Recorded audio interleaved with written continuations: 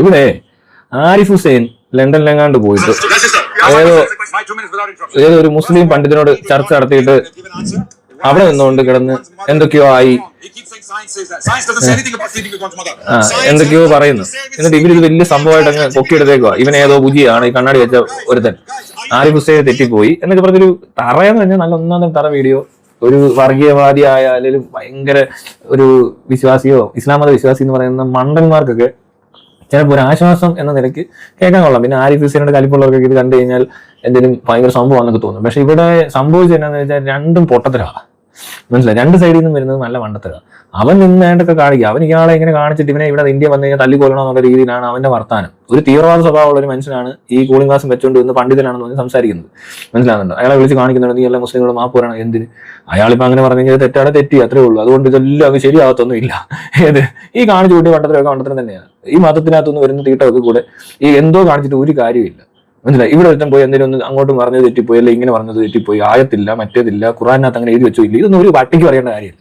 ഞാൻ ഈ അളിഞ്ഞ പുസ്തകങ്ങളൊന്നും എടുത്ത് ഞാൻ തുറന്നു പോലും നോക്കിയിട്ടുള്ളൂ. ആരുടെ ബൈബിള്, ഖുറാൻ, ഭഗവത്ഗീത, മറ്റേത് മറിച്ചത് ഇതൊന്നും വായിച്ചിട്ടില്ലെന്ന് മാത്രമല്ല താല്പര്യമേ ഇല്ല.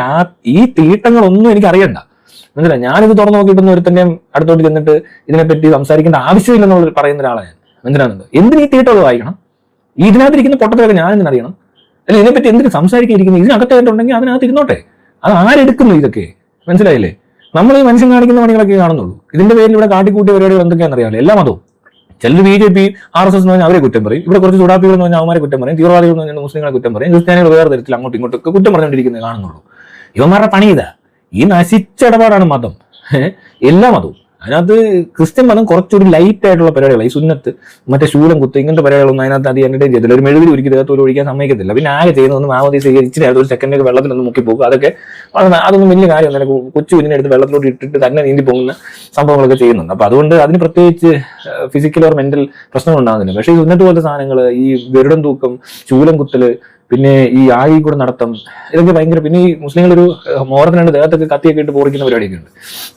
ഇങ്ങനത്തെ ടോർച്ചർ, പിന്നെ പട്ടിണി ഇരിക്കല്, ഇമാതിരി ഊളത്തിലൊക്കെ കാണുമ്പോൾ പറയാതിരിക്കേണ്ട കാര്യമൊന്നുമില്ല. പിന്നെ സുന്നത്ത് എന്നൊക്കെ പറഞ്ഞുകൊണ്ട് എന്തോ ഈ പറയുന്നത് 23% ആണ് മുസ്ലിം പോപ്പുലേഷൻ. ഹോൾ വേൾഡ് എടുക്കുകയാണെങ്കിൽ ഇസ്ലാം മതം ഫോളോ ചെയ്യുന്നവരുടെ എണ്ണം 23% ഉള്ളൂ. ബാക്കി 77% ആൾക്കാരും ഞാൻ എടുത്ത് കാണിക്കും. ഇപ്പോഴത്തെ പോപ്പുലേഷൻ സെൻസസ് ഒന്നും എടുക്കുന്നില്ലെന്ന് തോന്നുന്നു. ആർക്കും വലിയ താല്പര്യമില്ലാത്തതുകൊണ്ട് അതൊന്നും എടുക്കുന്നില്ല. റിലീജിയസ് പോപ്പുലേഷൻ അടിച്ച് നോക്കിയാൽ നമുക്ക് അതിന് ആൻസർ കിട്ടും. നിങ്ങൾ നോക്കിയാൽ മതി. അതിനുള്ള സിമ്പിൾ ആയിട്ട് ഇത് എന്താ പറയാ മനസ്സിലാക്കാൻ പറ്റുമെന്നേ. ഈ ഇവന്മാർ പറയുന്ന വിഡ്ഢിതരമാണ് ആര്? ഈ മതവിശ്വാസികൾ എന്ന് പറഞ്ഞാൽ പൊട്ടന്മാരെ. Christians 31.2%, Muslims 24.1% of world population is Muslims. മനസ്സിലാവുന്നുണ്ടോ? അതിനകത്ത് 0.02% ജൂതന്മാരുള്ളൂ. അതാ കോമഡി. അതിലും വലിയ കോമഡി. എന്തിലാട്ടെ ഈ 24% മുസ്ലിങ്ങൾ ഇവന്മാരെ എന്തൊക്കെ പറഞ്ഞാലും ഇസ്ലാം മതത്തിൽ വിശ്വാസം ഇല്ലാത്തവരാണ് 76% മനുഷ്യരായിട്ട് ജീവിക്കുന്ന ആൾക്കാർ. അതുകൊണ്ട് ഇത് വലിയ അങ്ങനത്തെ മതവാ കൊതവാണെന്നും പറഞ്ഞൊന്നും എടുക്കത്തില്ല. അതുപോലെ തന്നെ 31% ക്രിസ്ത്യാനികൾ അങ്ങ് പറയുക ഏറ്റവും വലിയ കൊതം ക്രിസ്ത്യൻ കൊതവാന്നൊക്കെ പറഞ്ഞു കഴിഞ്ഞാൽ അതും എടുക്കേണ്ട ആവശ്യമില്ല. കാരണം ബാക്കി 69% ആളുകളും ഈ മുസ്ലിങ്ങളും ഹിന്ദുക്കളും ഈ എന്താ പറയണ്ടേ മതം ഇല്ലാത്തവരും ബുദ്ധിസ്റ്റും എല്ലാം കൂടെ ഒഴിവാക്കിയേക്കുക. ഇതിനെ ക്രൈസ്റ്റിലൊന്നും അവർ വിശ്വസിക്കുന്നില്ല, താല്പര്യമേ ഇല്ല, അവർ അംഗീകരിക്കുന്ന പോലുമില്ല. അപ്പൊ പിന്നെ മെജോറിറ്റി ആളുകൾ ക്രിസ്ത്യൻ മതം വിശ്വസിക്കുന്നില്ലാത്തവരായിട്ടാണ് മനസ്സിലാകുന്നത്.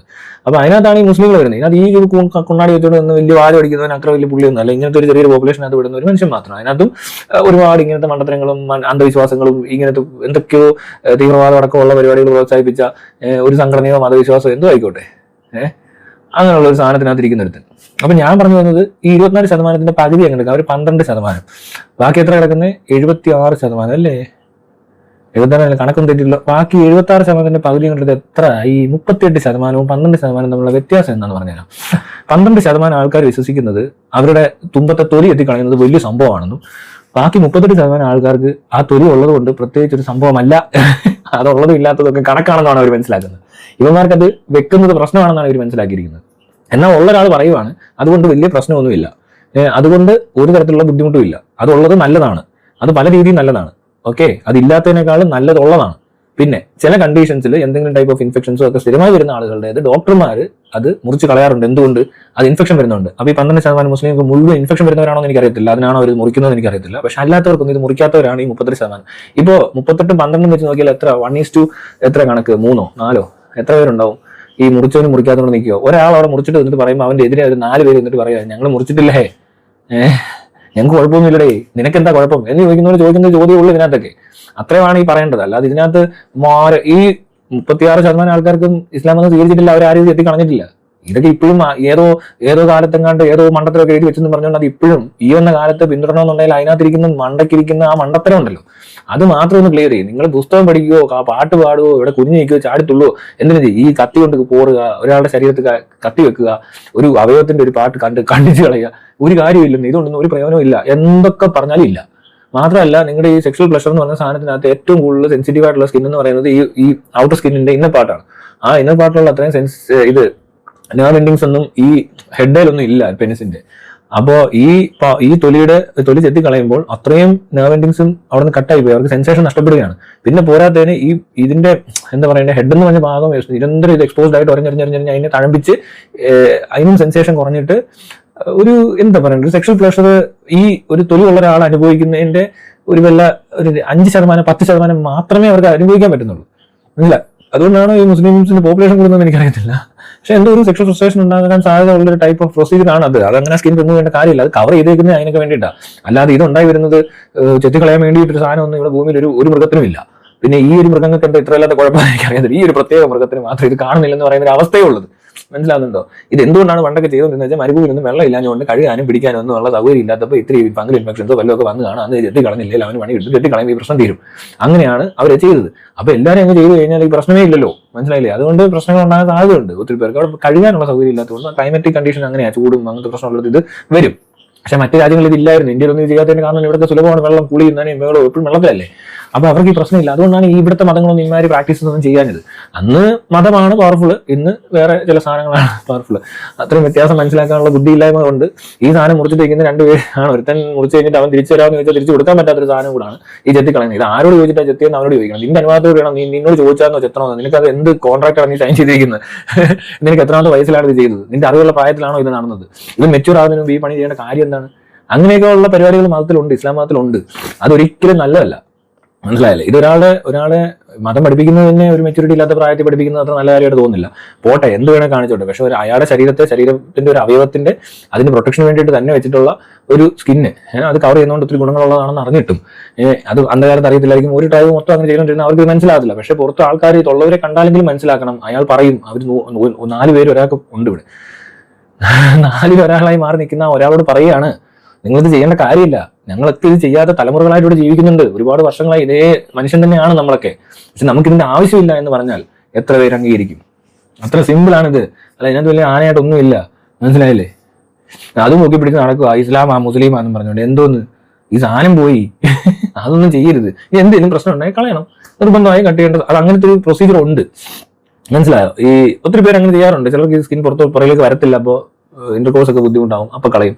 പിന്നെ ഇൻഫെക്ഷൻസ് കൂടുതൽ വരിക, ഇപ്പൊ അങ്ങനെയുള്ള സിറ്റുവേഷൻ ഒക്കെ ഉണ്ടായി കഴിഞ്ഞാൽ അപ്പോഴും ഈ തൊലി എത്തി കളയാറുണ്ട്. എനിക്ക് അങ്ങനെ ഒത്തിരി പേര് അറിയാം, ക്രിസ്ത്യൻസും ഹിന്ദുസും ഒക്കെ ചെയ്തവരുണ്ട്. പക്ഷെ അത് അങ്ങനെ ഒരു പ്രശ്നം വരുമ്പോൾ മാത്രമാണ്. അല്ലാതെ അങ്ങനെ ഒരു പ്രശ്നം വന്നെന്ന് പറഞ്ഞാൽ സകല വ്യത്യാസങ്ങളും കൊണ്ട് ചെത്തി കളഞ്ഞില്ല. ഇതൊരു മതത്തിന്റെ മാത്രം പ്രശ്നമാണ്, അല്ലാതെ ഇതിനകത്ത് സയന്റിഫിക് ആയിട്ട് വലിയ ആന സംഭവമൊന്നുമില്ല, മനസ്സിലായോ? ഇവർ ഈ പറയുന്ന കുറെ പൊട്ട സയൻസ് ഉണ്ട്, ഊളത്തരവും പറഞ്ഞുകൊണ്ട് ഇങ്ങനെ നടക്കാന്നുള്ളത്, അല്ലാതെ ആരും അത് കയറി എടുക്കത്തുമില്ല. വേറെ ഒരു മതക്കാരും ഇത് പിടിക്കുന്നില്ല.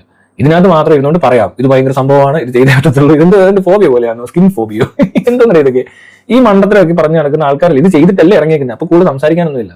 പോട്ടെ, കുഴപ്പമില്ല. പക്ഷെ എന്ന് പറഞ്ഞാൽ ഇത് ക്രെഡിറ്റ് ആയിട്ട് പൊക്കി പിടിച്ച് പറഞ്ഞു നടക്കണ്ട, മനസ്സിലാകുന്നത്? ഈ മതത്തിന് കുഴപ്പമുള്ളത് ഇതൊക്കെയാണ്. അതൊന്നും നിർത്താൻ പറ്റുമെങ്കിൽ നിർത്തിക്കോ, കഥയൊക്കെ കഥയായിട്ട് പഠിക്കോ, കേൾക്കോ, എന്തെങ്കിലും കാണിക്കുക. എനിക്ക് ഇതൊക്കെ പറയാനുള്ളൂ. ഞാൻ ഇത് പറയുന്നത് ഇതുകൊണ്ടൊക്കെയാണ് പറയുന്നത്. ഉള്ള ഒരാൾക്ക് പറയാം, ഇല്ലാത്തൊരാൾ നിനക്കില്ല, നിനക്ക് അറിയത്തില്ല അതുള്ളതിന്റെ ഗുണം എന്താണെന്നോ ആ സെൻസ് എന്താണെന്ന് പോലും അറിയാൻ പറ്റാതെ പോയ ഒരു മനുഷ്യനെ പറ്റി ഞാൻ ആലോചിക്കാറുണ്ട് പലപ്പോഴും. ഇവർക്ക് ഈ സെൻസ് കിട്ടിയിട്ടില്ല. അതുപോലെ തന്നെയാണ് സ്ത്രീകൾക്കും. ഈ നമ്മൾ വലിയ സംഭവമായിട്ട് ഇവർക്ക് വേണ്ട ഭയങ്കര ഇത് സെക്ഷൽ പ്രഷർ കൂട്ടിക്കൊണ്ട് പെണ്ണുങ്ങളെ സാറ്റിസ്ഫൈ ചെയ്യാൻ പറ്റുമെന്ന് അവിടെ തെറ്റുണ്ട്. ഈ സ്കിന്നുള്ളപ്പോൾ അതിന്റെ ഫ്രിക്ഷൻ വേറെ സ്റ്റൈലില്ല. അതായത് ഈ ചുമ്മാ ഇങ്ങനെ സാധനം പോകുന്നതല്ല, ഇതിന്റെ സ്കിൻ അങ്ങോട്ടും ഇങ്ങോട്ടും ഇങ്ങനെ ആകുന്നതിനൊരു സംഭവമുണ്ട്, മനസ്സിലാവും? അതുകൊണ്ട് ഇല്ലാത്തൊരു പെനിസും ഉള്ള പെനിസും നമ്മൾ യൂസ് ചെയ്താൽ മനസ്സിലാവും പെണ്ണ് ഇതിനകത്ത് ഏത് പെനിസാണ് ബെറ്റർ പെനിസ്. അല്ലെങ്കിൽ അതിനകത്തുള്ള ഫ്രിക്ഷൻ ഉണ്ടാക്കുമ്പോഴോ അതിനകത്തുള്ളിലുള്ള പ്ലഷർ കൂടുതൽ ഉറപ്പായിട്ട് സ്കിന്നുള്ളതിന് തന്നെയാണ്. അല്ലാതെ ഉള്ളത് എന്തിനാണ്? അതല്ലേ പ്രകൃതി ഉണ്ടാക്കിയത്. അപ്പൊ അതിനായിരിക്കുമല്ലോ 100% ഇല്ലാത്തതിനേക്കാളും 100% ഞാൻ ഉറപ്പ് പറയാം, ആ ഒരു നേച്ചർ ഉണ്ടാക്കിയിരിക്കുന്ന ആ സാധനത്തിന് ആർട്ടിഫിഷ്യലായിട്ട് ചെത്തിക്കളഞ്ഞ് വിട്ടതിനായിരിക്കത്തില്ല ആ പ്ലഷർ കൊടുക്കാൻ പറ്റുന്നത്. അപ്പൊ അതുകൊണ്ട് തീർച്ചയായിട്ടും അതിനകത്തൊരു വ്യത്യാസം ഉണ്ടാവും, ഒരു സംശയം വേണ്ട. അങ്ങനെ 2 യൂസ് ചെയ്തിട്ടുള്ള മുസ്ലിം സ്ത്രീകളോ ഇനി 2 യൂസ് ചെയ്തിട്ടുള്ള ഹിന്ദു ക്രിസ്ത്യൻ സ്ത്രീകളൊക്കെ കാണും. മുസ്ലിംസിന്റെ കാമുകന്മാരായിട്ടുള്ള ആണുങ്ങളുടെയൊക്കെ കൂടെ സെക്സ് ചെയ്തിട്ടുള്ളവരൊക്കെ പറയാറുണ്ട് ഇത്. അതിനകത്തൊരു വേറൊരു സാധനമാണ് കിട്ടുന്നത്. അതിന് ഫീൽ കൃത്യം മനസ്സിലാകുന്നവർക്ക് കുഴപ്പമില്ല. പിന്നെ അതിനകത്തല്ല എല്ലാം ഇരിക്കുന്നത് എങ്കിൽ പോലും ഞാൻ പറയുന്ന ആ ഒരു പർട്ടിക്കുലർ ഫ്രിക്ഷൻ മാത്രം ഒന്ന് ശ്രദ്ധിച്ചാൽ മനസ്സിലാവും. ഈ സ്കിന്നുള്ളതിന് വേറൊരു എഫക്റ്റാണ് ഉറപ്പായിട്ടും, ഒരു സംശയം വേണ്ട. ആണുങ്ങൾക്കും പ്ലഷർ കൂടുതലാന്നേ. ഇത് പെണ്ണുങ്ങൾക്ക് മാത്രം കൊടുക്കാനുള്ള സാധനമാണ് ഈ പ്ലഷർ. നമുക്ക് വേറെ കിട്ടുന്നുണ്ടെന്നേ. ഇതിനകത്ത് ആ സ്കിന്നിന് ശരിക്കും അറിയാം. ഈവൻ ഈ മാസ്റ്റർബേഷൻ തന്നെ ഓർത്ത് വെക്ക്. ഈ തൊലി ഇല്ലാത്തത് മാസ്റ്റർബേറ്റ് ചെയ്യുന്നതും തൊലിയുള്ളത് മാസ്റ്റർബേഷന്റെ സ്റ്റൈൽ തന്നെ ഓർത്ത് വെക്ക് എങ്ങനെ ഇരിക്കുമെന്ന്. അത്രേ ഉള്ളൂ ഇസ്ലാം മതമൊക്കെ. അല്ല കൂടുതലൊന്നും ഇല്ല, കയ്യിലൊന്നും ഇല്ല, പോയി ചെത്തി കളഞ്ഞു.